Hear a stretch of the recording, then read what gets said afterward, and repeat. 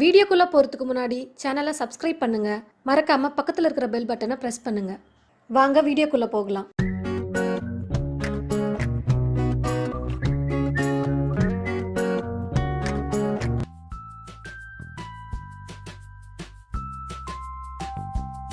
சேப்பங்கிழங்கு ரோஸ்ட் செய்யலாம். தேவையான பொருட்கள்: சேப்பங்கிழங்கு இது பாருங்கள், இந்த மாதிரி தான் இருக்கும் சேப்பங்கிழங்கு. இந்த கிழங்கு வேக வச்சு தோல் உரித்து இந்த மாதிரி வட்ட வட்டமாக கட் பண்ணி வச்சுக்கோங்க.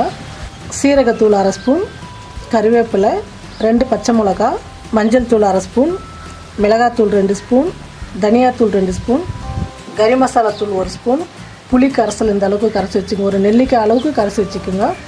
சர்க்கரை ஒரு 1/2 ஸ்பூன். சேப்பங்கிழங்கு நம்ம எண்ணெயில் போட்டு பொரித்து எடுத்துக்கலாம். சேப்பங்கிழங்கு வந்து எப்போவுமே கையில் வந்து பாருங்கள் இந்த மாதிரி ஒட்டும். அதனால் நம்ம தனித்தனியாக போட்டு பொரித்து எடுத்துக்கணும். சேப்பங்கிழங்கு நல்லா இந்த மாதிரி ரோஸ்ட் ஆகிற மாதிரி எடுத்துக்கோங்க. இந்த மாதிரி கலராக வரணும். சேப்பங்கிழங்கு வந்து வழவழப்பாக இருக்கும். அதனால தான் நம்ம இந்த மாதிரி எண்ணெயில் பொரிச்சிட்டு ரோஸ்ட் பண்ணோமா சாப்பிட்றதுக்கு ரொம்ப நல்லாயிருக்கும். இல்லைன்னா ரொம்ப குழவழப்பாக இருக்கும் அப்படியே ரோஸ்ட்டு பண்ணும்போது. இந்த மாதிரி ரோஸ்ட்டு பண்ணிக்கோங்க. கடாயை சூடு ஏறிடுச்சு, எண்ணெய் விட்டுக்கலாம். பச்சை மிளகா, சீரகத்தூள், கருவேப்பிலை. ஸ்டவ் ரொம்ப குறைச்சி வச்சுடுங்க, தீஞ்சி போயிடும் மிளகாத்தூள் எல்லாம்.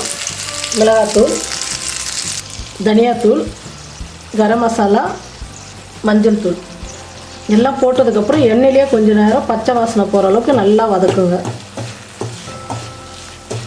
எல்லாம் நல்லா வதங்கிடுச்சு. புளி கரைசல் விட்டுக்கலாம்.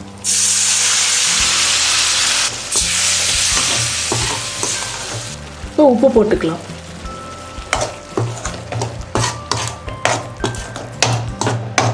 சர்க்கரை 1 ஸ்பூன் போட்டுக்கோங்க. புளி நல்லா கொதிக்கணும். புளி தண்ணியெல்லாம் பச்சை வாசனை போய் பாருங்கள், நம்ம ஊற்றின எண்ணெய் மேலே மிதக்குது. இந்த சமயத்தில் எண்ணெயில் பொரித்து சேப்பங்கிழங்கு போட்டு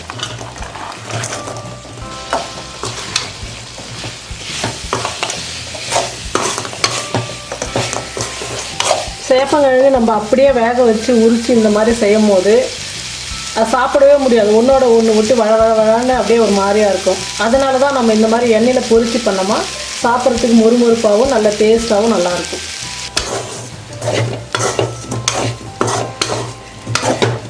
சேப்பங்கிழங்கு ரோஸ்ட் ரெடி ஆகிடுச்சு. செஞ்சு பார்த்துட்டு கமெண்ட் பண்ணுங்கள், ஷேர் பண்ணுங்கள். நன்றி.